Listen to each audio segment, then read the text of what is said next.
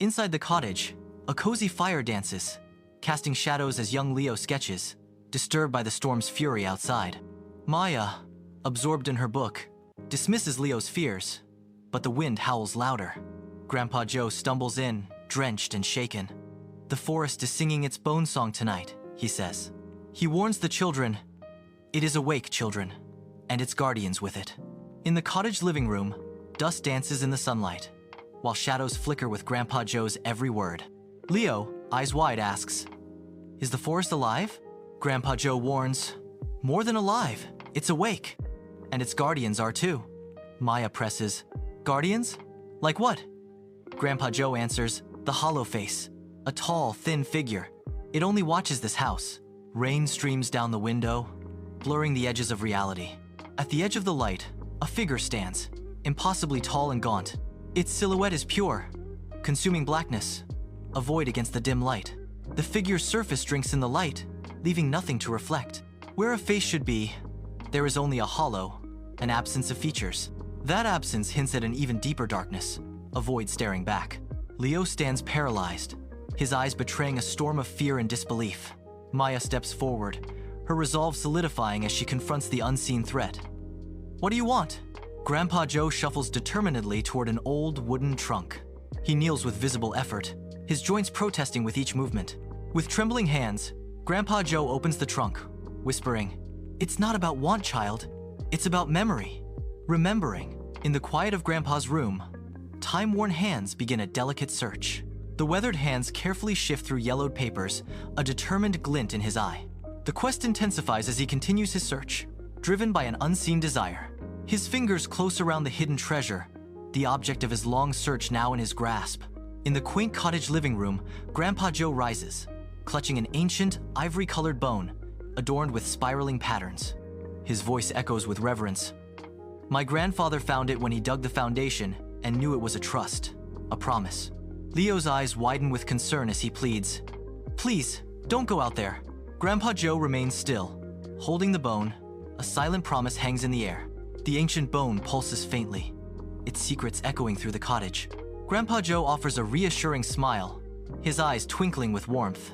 "The best way to show you're not afraid of the dark is to show it a little light." He shuffles towards the front door, a silhouette against the dim light. Leo and Maya watch him, their faces etched with terror. The cottage is cast in a dim light, shadows dancing across the walls. The cottage is besieged by a furious storm, wind and rain relentlessly assaulting its walls. An intense humming sound pierces through the storm's fury, growing almost unbearable. Grandpa Joe braves the downpour, stepping out of the cottage and immediately becoming drenched. With unwavering resolve, Grandpa Joe holds the bone aloft, presenting it to the unseen entity within the storm. The wind howls and the rain pours as Grandpa Joe presents the bone to the unseen figure. Grandpa Joe's face is determined as he presents the bone, defying the storm's intensity. Rain falls intensely, yet a mysterious figure remains untouched by the deluge. The downpour intensifies, bending unnaturally around the figure, creating an eerie barrier. The figure stands serene, an island of dryness in a sea of rain, defying nature's course. An invisible force shields the figure, an enigma wrapped in the heart of the storm. Silence hangs heavy around the cottage, the air thick with anticipation. A shift occurs. The atmosphere changes from sorrow to curiosity. The hollow face stirs, its presence now laced with inquiry. An arm rises slowly, a ghostly gesture of welcome or plea. The slender hand extends, a silent invitation into the unknown. The gesture lingers, suspended in the quiet of the cottage. At the edge of the wild, Grandpa Joe shuffles forward, each step measured and heavy. With careful intention, he carries an ancient bone. He pauses where the cultivated garden meets the untamed. Gently, Grandpa Joe lowers the bone down. The ancient bone touches the earth. The bone rests in the grass, a silent sentinel between two worlds. He retreats, the gravel path crunching loudly under his boots. The hollow face slowly lowers its arm, its presence heavy with unseen intent. A subtle tilt of the head, a silent study, a chilling curiosity. The hollow face remains motionless, an eerie stillness enveloping the scene. The cottage looms in the background, silent and dark. Before the quaint cottage, the hollow face wavers, its form unsteady, as if battling unseen forces. The hollow face begins to unravel, its essence dissipating into the air. Tendrils of mist and shadow snake away, drawn back towards the ominous woods. The darkness of the woods eagerly reclaims its own, swallowing the remnants of the hollow face. Silence descends as the last trace of the hollow face vanishes, leaving no sign it was ever there. The mournful hum fades, leaving the cottage in silence. Wind whispers through the eaves, carrying the scent of rain. Nature reclaims the quiet after the sorrowful sound departs. The cottage rests under a sky heavy with clouds, undisturbed. In the silent expanse, the bone's etched patterns awaken with a fleeting, ethereal blue glow. A soft, ethereal light pulses from within the bone, illuminating the ancient carvings. The glow intensifies, revealing the bone's hidden depths. For a fleeting second, the bone is bathed in an otherworldly light. Then, as quickly as it appeared, the ethereal glow fades, leaving the bone in shadow. Silence returns as the bone rests, its secrets veiled once more. Inside the quaint cottage, a sense of peace settles as Grandpa Joe returns, his hair damp from the evening air. The aroma of hot chocolate fills the air, promising warmth and comfort. Steam rises gently from the mugs, swirling like soft whispers in the cozy room. The scene is set for a quiet evening, filled with simple joys and shared moments. Inside the cottage, Leo and Maya stand shoulder to shoulder at the window, their silhouettes stark against the dimming light. The woods outside transform into an ominous expanse of dark shapes, as the storm's wrath softens to a mere whisper against the glass. Maya's gaze is fixed on the blurring trees. Leo's arm gently reaches out, his hand resting on Maya's shoulder. The soft patter of rain provides a melancholic soundtrack to their silent vigil. Sunlight floods the cottage living room, turning dust motes into tiny stars. Leo breaks the silence, a soft smile playing on his lips. It wasn't scary at the end. Maya, perched on the sofa's edge, responds gently. It was beautiful. Sad but beautiful. The room is quiet, the mismatched furniture casting long shadows. Grandpa Joe enters the room, his eyes reflecting a lifetime of untold stories. The oldest things often are, he says, a hint of ancient secrets in his tone.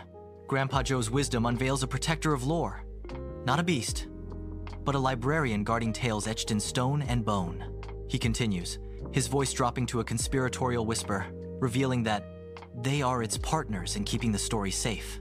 The room seems to hold its breath, as if the very walls are listening to the ancient revelation. Leo's eyes widen with sudden understanding as he looks at his grandpa. A new resolve sparks within Leo, signaling a pivotal moment.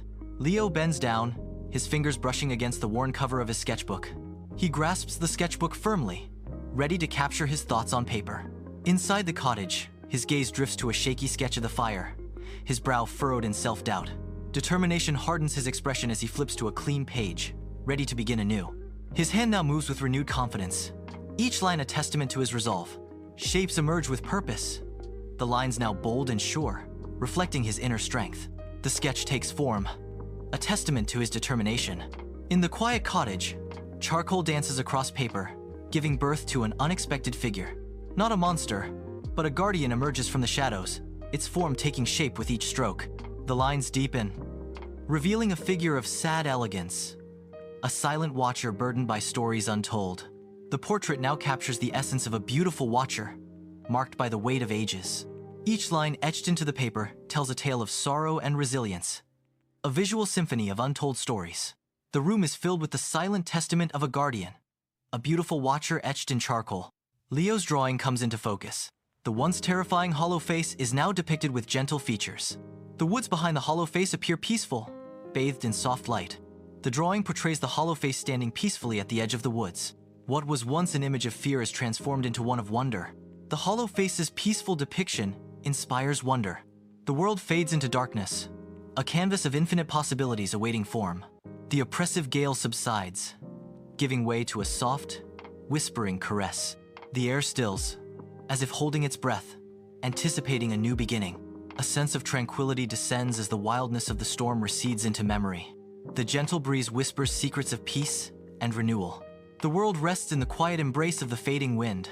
A single clear note of the hum begins, resonating with crystalline clarity. The hum echoes softly, permeating the space with its ethereal presence. The note sustains, pure and unwavering, before beginning its gentle descent. Gradually, the hum begins to fade, its intensity diminishing like a dying ember. Silence descends as the last vestige of the hum disappears, leaving only stillness.